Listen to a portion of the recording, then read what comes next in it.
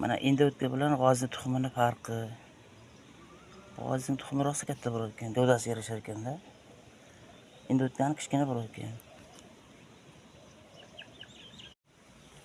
Mana o'rtoqlar, g'ozimiz bu joyga tug'ib ketibdi.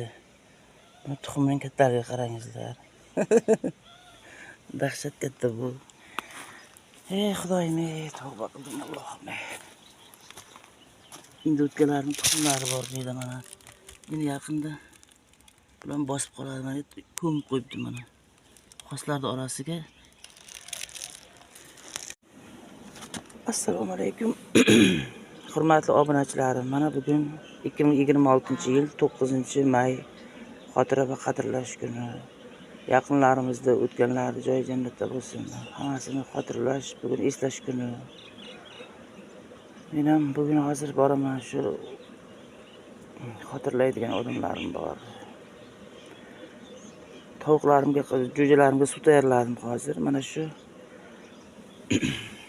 chektonikdan har kuni ertalab tayyorlayman. Mana shuni 1 grammni 1 litr suvga solib, mana chiroyli qilib tayyorlab qaynoq suvga sovutildi hozir. Endi bu jo'jalarga beraman buni. Bittasi oq suv, bu ham qaynatilgan hammasi.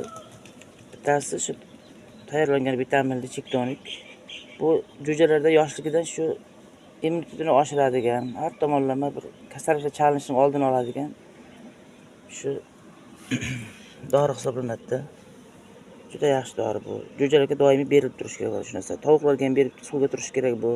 Biroq ziyoni yo'q-da, foydasi bo'lsa bor, ziyoni yo'q. Mana endi hozir solib chiqaman hammasini. Uzoqda yuribdi bezorilar.